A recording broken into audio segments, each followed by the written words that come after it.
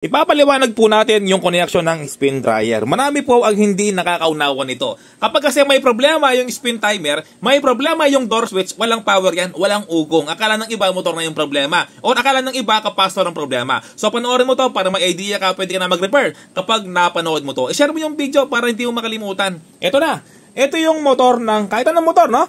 Pero usually, kapag ganito yung connection natin, motor ng spin dryer. Kasi meron siyang door switch.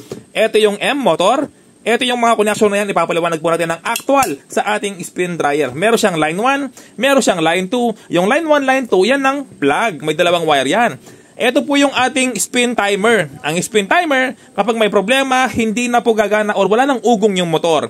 Ito po sasabi ko, yung door switch. Kapag may problema yan, walang contact, ay wala na pong ugong yung motor. So kailangan yung dalawa na yan, yung spin timer tsaka yung door switch, kailangan konektado yan or parehong gumagana. Kaya pansin nyo, naka-series connection. Okay, tapos, dagdag ko lang, no? Yung connection dito, para tama yung ikot, kukunin mo sa gitna. Ito, sa gitna ito, sa gitna. Ito yan, pupunta po dito yan, tapos tatalon sa gitna. Okay, paliwanag po natin, at actual natin yan gagawin. Okay? So, bali, ito po yung tinutukoy ko. Ito yung motor ng spin dryer. Kung makikita mo dito, yung sa ilalim, blue, tapos green, tapos gray. Okay? Yung common po niyan, ito yung blue. Laging nasa ilalim yung common. Okay? Ibig sabihin ng common, ito, yung line 1. Ayan ang common. Nasa ilalim, di ba? Ayan, no? Nasa ilalim. Yan ang line 1. Yan ang diretso sa plug. Okay? So, ganito po yan. Papaliwanag natin para mas klarong laro. Blue. So, ito yung blue niya. Ito yung common. Okay? So, meron tayong gagamitin na plug para i-actual po natin. At syempre, susubukan natin yan.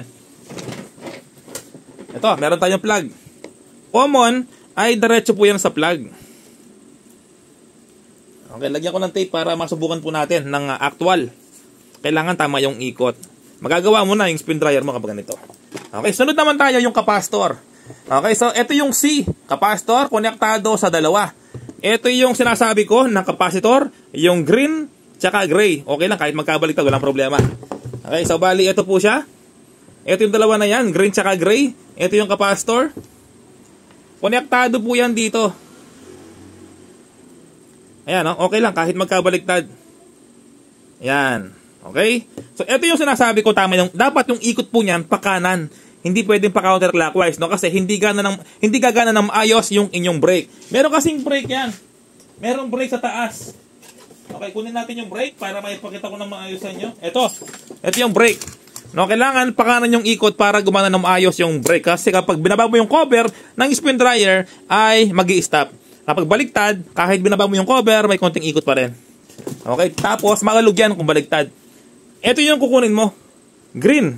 Sa gitna ka lagi kukunan ng supply, no? Sa line 2. Ito siya, Ito yung line 2 sa gitna. Kaya kumuha ako dyan. Okay, ito yung ating line 2. Nagpunta sa door switch. Tapos, nag-series connection sa spin timer. Tapos, nagpunta po dito sa gitna. Okay? Sa gitna. So, green po sa gitna. Yung green, nasa yung bang green dito?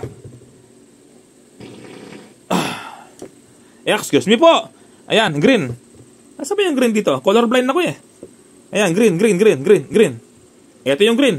Ay, nasa ba yung green dito? Ito yung green, no? Ayan, bala na. Ito yung green. Ayan, mga ka-repairman, no? Ako po talaga inaamin ko. Colorblind po ako, no? Kaya hindi ako marunong magbasa ng resistor. Ayan, no? Ngayon, subukan natin, dapat yung ikot pa kanan. So, ganyan lang po yung connection, mga ka-repairman, no? So, walang door switch to. Walang door switch yan. Walang spin timer. Okay, subukan natin kung pa kanan yung ikot. Ito na. So, bali, 1, 2, 3. Ayun, tama. Ayan, tama. Pa kanan yung ikot. So, ganyan lang po yung wiring diagram ng spin dryer. Ayan, pwede niyo pong screenshot para may idea po kayo. Alright.